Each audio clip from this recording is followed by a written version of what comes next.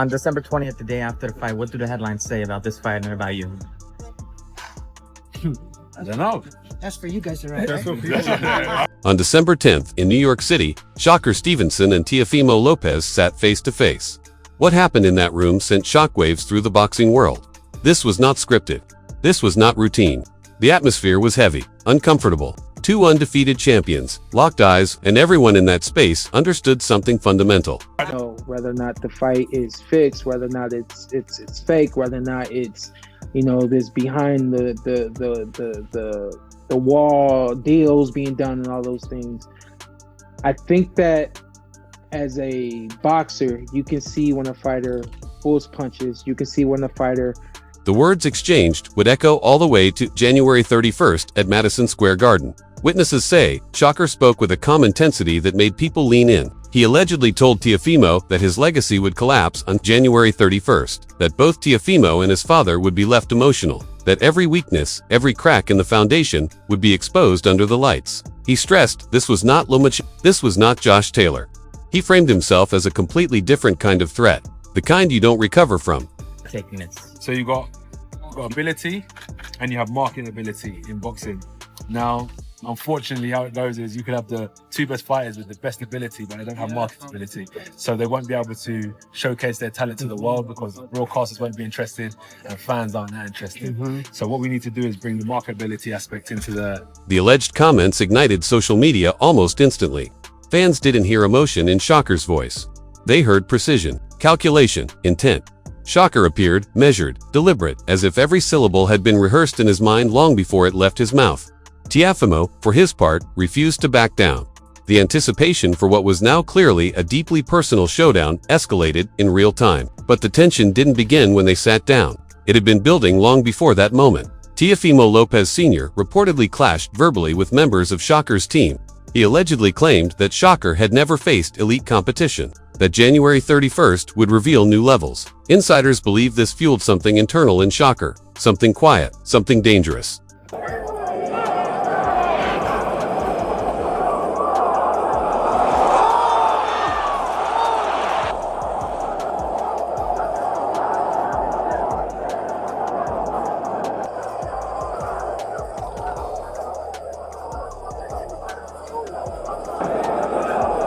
For months, the rivalry had been simmering through interviews and social media exchanges. The face-off was simply the boiling point. Shocker reportedly maintained an ice-cold stare throughout. He barely blinked. He projected a belief that the outcome was already decided, that the result was inevitable. Many people present found his demeanor not just confident, but intimidating. It was the kind of stillness that unnerves you more than aggression ever could. Witnesses say the tension nearly turned physical at multiple points. Teofimo allegedly leaned forward aggressively, invading the space between them. He claimed that he breaks fighters mentally before he ever touches them physically. He referenced Lomachenko as proof, a reminder of the night he shocked the world. When fighters were questioned about strategy and game plans, Shocker allegedly said he had studied all of Teofimo's weaknesses. He pointed out struggles against mobile boxers. Then he went further. He claimed to be superior to the version of Lomachenko that Teofimo faced. That statement was a direct challenge to Teofimo's biggest victory, the cornerstone of his entire legacy. But this is where things shift. This is where the narrative moves from trash talk into something else entirely. The alleged remarks that followed have not been fully verified through any released footage. Multiple independent sources, however, have confirmed similar versions of what was said. Shocker allegedly went beyond the boundaries of boxing trash talk. He reportedly questioned Teofimo's mental stability. Past comments about something being psychologically off were allegedly resurfaced. Many people in the room felt deeply unsettled by this shift in tone. A witness claims that Shocker told Teofimo that January 31st was not therapy, that he would expose everything broken inside the ring. Several people present felt these comments crossed the traditional boundaries of trash talk. The fight, at that moment, reportedly became emotionally volatile, deeply personal, the kind of personal that doesn't fade when the cameras turn off.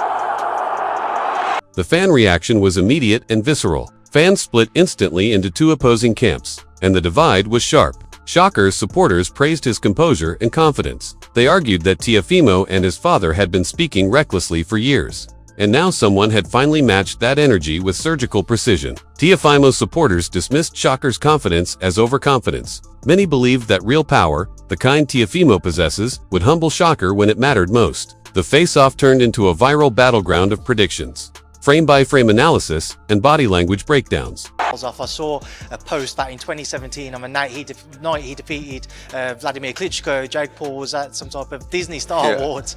Just your take on how this entire deal came together. Crazy. I mean, we were presented with an offer to fight Jake Paul, and we took it with both hands. I mean, we'd be crazy not to. What's interesting is the timing. The encounter occurred unusually early in the promotional cycle, December 10th. Nearly 7 weeks remained before fight night. Observers felt this timing allowed psychological damage to linger, to marinate. Many believe it was designed not to control tension, but to maximize it. Sources close to the promotion suggested that Turki Alalshik scheduled the face-off intentionally this early. The goal, allegedly, was to let the disrespect sit with both fighters, to let it fester. A longer exposure to tension was believed to make the fight more personal, more invested, more real. And if the strategy was to create massive online engagement, it appears to have been wildly successful. During the press conference, Turki Alalshik reportedly called in remotely. He confirmed that the winner of this fight would secure a massive fight in May. The stakes instantly increased. What was already a significant matchup now carried career-altering consequences. This wasn't just about belts or rankings anymore. You know, AJ was going to fight this week here. We didn't sign a contract, but we made an offer to Cassius Chaney. We were going to fight an 8-round fight here. We were going to rock up on fight night, just wrap the hands, and no one was going to know about it. And you wouldn't have seen him all week. We would have just turned up fighting. There's a philosophical divide between these two fighters that became impossible to ignore. Teofimo allegedly emphasized unpredictability as his greatest weapon. Chaos, emotion, the ability to do things no one expects. Shocker reportedly countered with a belief in consistent fundamentals, discipline, precision, preparation. It highlighted the core stylistic clash between them, but also something deeper, a clash of worldviews about what wins fights at the highest level. That was not a boxing match. Jake Paul had a very healthy fear for his life while he was in there. He was running away. He was trying to get distance. Then he was trying to step in to win this contest. And then he's trying to get out of the way so that he doesn't get hurt again. He was fighting. The boxing world was left buzzing. The fighters returned to their training camps. But the confrontation had exposed more than tactics. It exposed ego, history, pressure, legacy. This was no longer just hype manufactured for pay-per-view buys. January 31st now feels inevitable. Bola tayo unavoidable. And now we're doing an 8-rounder a few weeks later for a 40th or 40 times the money we were going to get to fight tonight against Jake Paul. You can't make it up. I think it's crazy.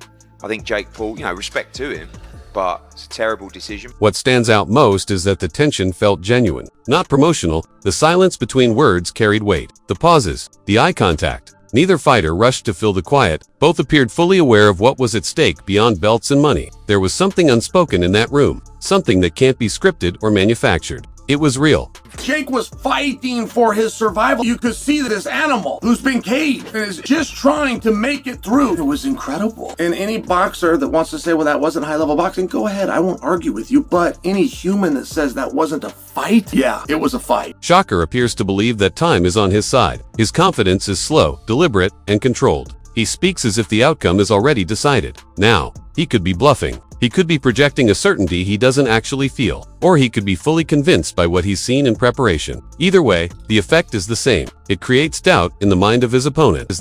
I'm just so proud of him. My mom has it. Your brother fought his ass off, man. Yeah, I mean, other heavyweights have taken that right hand and only took one. I'm just so proud of him. That was incredible. In my view, that was a victory on all fronts. Right. Like, minus the actual victory, of course, but bro, like, no one expected him. Teofimo thrives on chaos and emotion. Unpredictability can be a devastating weapon. It can also be a liability. At his best, Teofimo shocks the world. He does things that seem impossible until he does them. But when emotion takes over completely, when the chaos becomes unmanageable, his performance becomes unstable. And Shocker seems intent on pulling him into that exact space. Into the emotional fire where mistakes are made. The last 6 rounds with AJ, in my opinion, he won 4 of them. People will argue that he at least won 3. No one expected him to last that long. Rolled his ankle, broke his jaw. Fighting, man, like that's toughness. You know, most people wouldn't have the balls ever to step in a boxing ring to bring in their life. He stepped in a boxing ring with one of the baddest men on the planet, who's 40 pounds heavier than him and 6 inches taller. Then there's the Teofimo Sr. factor. Teofimo's father amplifies everything. Confidence, pressure, noise. Sometimes it elevates. Teofimo to heights no one thought possible. Other times, it adds an overwhelming weight that becomes too much to carry. Shocker appears calm enough, detached enough, to let that pressure collapse from the outside. He doesn't need to engage with it. He just needs to let it exist. Waiting for that knockout. Absolutely. And where is the Tyson Fury Joshua fighting happening now? Yeah, it should happen. I think it should happen. Who wins it? Who wins it? Oh, don't ask me too soon. It's too soon for that, man. Excuse me, Lennox. I'm sorry. I miss you, Lennox. Hey, what's going on, buddy? Man? Good to see you. Yeah, man. Just let me know your thoughts on Jake going 6 rounds with AJ. You know, the fact that What January 31st will truly be about is not just speed versus power. It's not just defense versus aggression. It will come down to mental management. Who handled the weeks after the face-off better? Who turned the words into motivation instead of distraction? Who slept better at night? Who kept their focus sharp while the noise got louder? At this level, the mental fight often decides the physical one before the first punch is ever thrown. And in that room, on December 10th, both fighters knew it. The question now is who believed it more.